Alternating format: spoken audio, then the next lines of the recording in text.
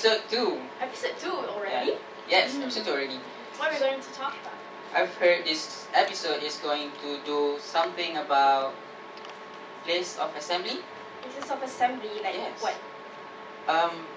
Pusat. Pusat Sains Negara. Pusat Sains Negara. Oh, Yeah, okay. that one. Okay. You might be surprised on who is our special guest for today. Yeah, it's very For interesting. this episode. Don't miss, don't blink, don't anything. Stay there. Okay. Okay. So, without further ado, let's begin. go. Hi, Assalamualaikum warahmatullahi wabarakatuh. This is my first time talking in front of you guys. So, okay. So, this episode we are going to talk about Pusat Sains Negara. Yes, So- yes, sir. For everyone knowledge, Pusat Sains Negara is actually a science museum, and it contains 4 floors and 1 roof plan, and the services is very interesting. And so let's get started right away. So Anna, Yeah, me. I'm curious to know about the water supply there. Alright. So, well, the water supply at Pusat Sains Negara. First of all, since it's a science museum, they don't really have the hot and cold water system since they have See. no need for it. And okay, so let's dive right into the water supply. Right. So, the water resources. Resources. Okay, so based on the case study that we learned,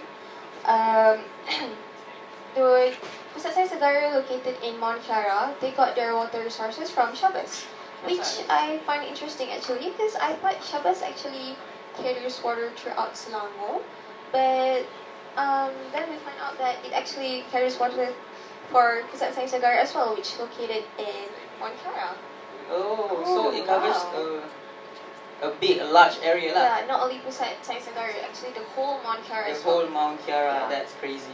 Crazy, right? I know, Crazy, interesting. that's crazy. Okay, and then, okay, so in Mount Kiara, they have like 2 main water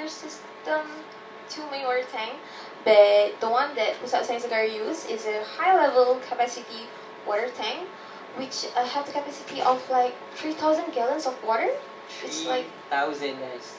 3,000 people, 3,000. Okay. Okay. Okay, and since it's a high-level capacity water tank, so it's elevated so it's pretty high. So the water system that they use are a combination of gravity and water pump combination. So this is how the story goes. So from the high-level capacity water tank, it will flow down to the suction water, and from there it will divide into 2. Alright, when we went there, it was like there's this one huge suction water tank. It's red and it's blue, so it's divided into 2. One for the firefighting system and the other for the Pusat Sains Negara itself. So the red one will cover the sprinkler and the hose reel, while the Pusat Sains Negara will cover for the aquarium and toilet and chiller. Aquarium? Can you go more into details about the aquarium? That's very interesting. Oh, to you're know. intrigued, huh? Alright, do you mind? Very Okay. intrigued, Anna. So, the aquarium was for freshwater fishes, and I think maybe you guys might be wondering how they clean the water treatment and everything there, since it's like an aquarium. Okay, so they have few water treatment. Like we went into the room and it's have a pretty fishy smell, but okay, so I remember that. okay, so they have a few water treatment like sand filter, water filtration, and compressed air filter, if I'm not mistaken. Right. So we saw this very huge machine where it forces water on the back of sand, so the water goes in from the pond where it's dirty, and it will separate the debris and particles, so it will go out clean water exits the tank. So water in, water out, dirty, clean. Okay. And they also have this compressed air filter where it basically filters out the oil and like dirty dust, so it keeps them having the oxygenation pretty good. I know. I think that's a lot from you. Yeah. I mean, I lot. want to talk about mine too. Sure. Wait up. Okay. Okay. So the fishes can live happily ever after, lah. Right. I mean, so you were there as well. Yes, I was. What's interesting to you about what's interesting about Pusat Sains Negara to you? What do you want to talk about today? I'm going to talk about the sanitary system in Pusat Sains Negara. So the sanitary system, the first thing that I want to mention is the toilets, of course. The interesting thing is, usually when we build, when we design a building, we will put the toilet at the same spot from the ground floor to the top floor, right? But Pusat Sains Negara is different. They actually a different location of toilets for the ground floor, for the first floor, the second floor, and the third floor, and the fourth floor. Oh, really? Yes. Oh. And actually, the first and the second floor only specify for the guests, and the third floor and the fourth floor is for the staffs only. And when we were there, I was talking to the staff that helped us, and he mentioned that there are head showers, there are toilet for showers at the fourth floor, and I was curious. I was really questioning why would there be showers in Pusat Sains Negara, and then I asked him more about that, and he said that the shower is actually specifically for the staffs who handles with chemicals, who do projects and who do experiments and play with chemicals, so they will wash themselves in the shower toilets lah. Oh, if I'm not mistaken, I think I've heard about that, which the showers are for the staffs that works for scuba diving. Yes, Second floor. the second floor, yes, for the scuba diving staffs. Yeah. Yes. Wow. And not to mention, for the rainwater drain, the roof drain, they actually use siphonic system, which is like a filter on top of the roof.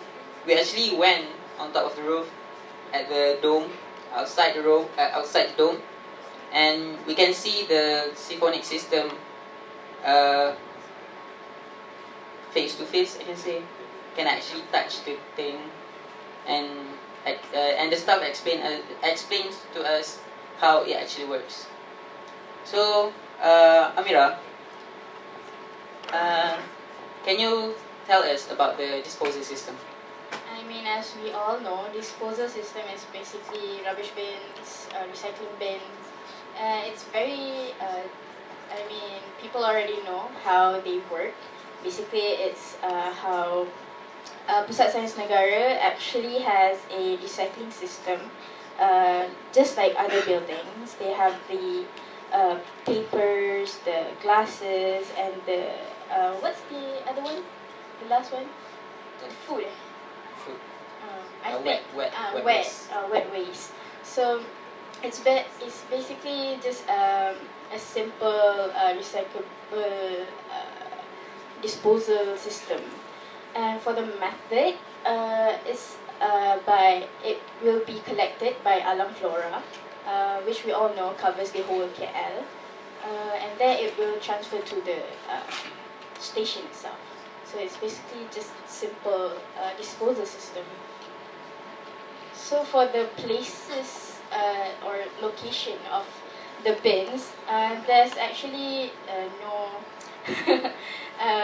What do you mean?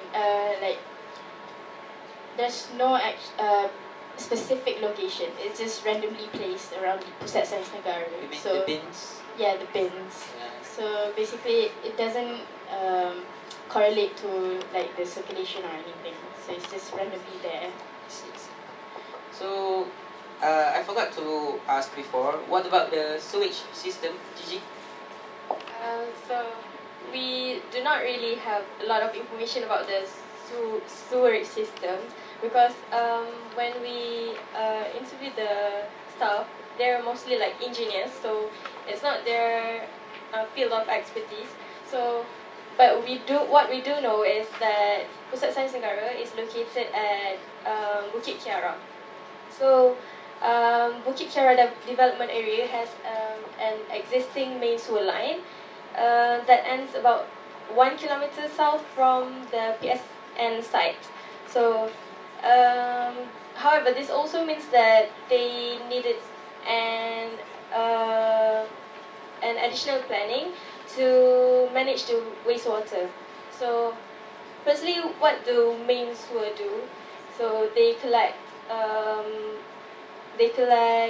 and transport wastewater to treatment facilities, and then other methods. They also use high clean methods for their sewerage system. That's quite an share.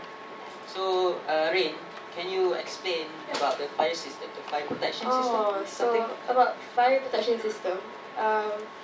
Maybe if you hear about fire protection, you'll think you get bored, like dozed off. But actually, I think it's a very important topic, because if you're going to a building and malah tidak berbau, you might get into like a fire accident. I think it's important for you to know how the fire protection system in the building actually works. So the building Pusat Sains Negara is not just an iconic dome filled with science project. It actually you can make it as an example for the fire protection system, because it has an active and also passive fire protection system, and both of it actually works together to make us safe. Yeah.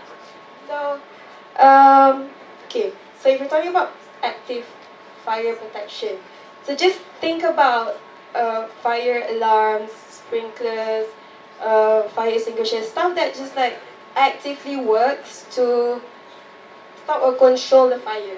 So it's just like, and about passive fire protection it's like a silent hero, right? It does the work behind the scene. So you might not see it, but they actually do the work. So what passive is usually resistant walls, fire shutters, the exit routes, and also the exit signs. So imagine like if you go into Pusat Sains Negara and you're like geeking over the dinosaurs, or like the fancy games in there and the fishes, and then suddenly the alarm blares off, and then you start to like panic because you don't know what's the fire protection system in the building. But not to worry, I am going to explain how it works.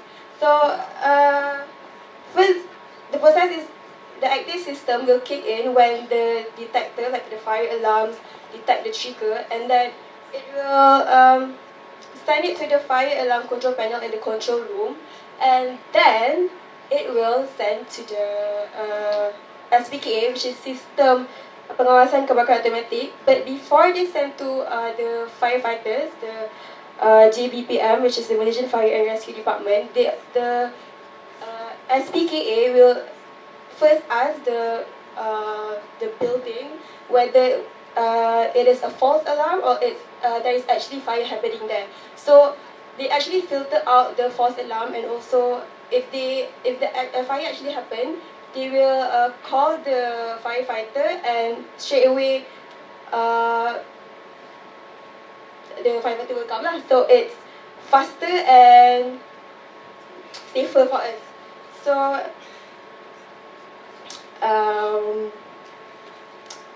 I think we can go to the passive protection system. So Gigi can tell us about that.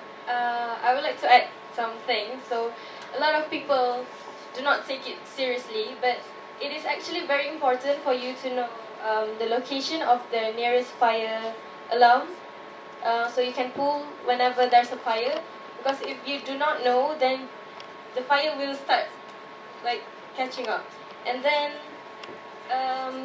the fire alarm bell is actually important, so people would be able to make immediate evacuation. And then the next one I will be talking about the sprinklers. So The sprinklers is an automatic system. So when a fire is detected, they're going to like spray some water. You might think it's not very helpful if the fire was a huge fire, but it actually helps to save a lot of people's lives because it would slow down and reduce the fire from spreading out. And then fire extinguishers. So what do you need to know about fire extinguishers is how to use them. You just remember these words: PASS, PASS. So pull, aim, squeeze, and sweep the fire out. So Gigi, sorry. I think there's like one feature that is very interesting. Yeah, I think that there's like an atrium in the center, right? So I think there's like a smoke detector system that actually detects it with a laser. Can you like? Yeah. So what's actually interesting, we actually went at like up to the roof, and then there's like a dome where we actually can enter from the roof, and I think it's really interesting. So how it works is there's a laser beam that would project across the space. The space is the atrium. So when a fire starts making smokes, and then the smokes reach the laser, they would trigger the alarm. Okay. So I think that's very interesting, but I think we can ask Fifi about what's actually the Actually, the building shape. what actually the building shape. So, the building shape, it has a distinctive architectural design where the style was engineering style, aesthetic, where we can see the pipe system was exposed to the building. So also the building was shaped like a circle, so it is easy to escape from the fire. The shape is interesting. So I wonder how Yeah. the inside ventilation works. Can you explain it? Okay, I will just simplify it. The National Science Center used the air cycle flow system. How? Just like Anna said just now, but about water, air in and air out. So they are like return and supply punya hose. Like you can see it here. This is the supply thing, and then that one is the return thing. So the air will cycle just like that. I see. Okay. Nice sharing from everyone. And I think that's all from us. So, thank you for listening and stay tuned for the next episode.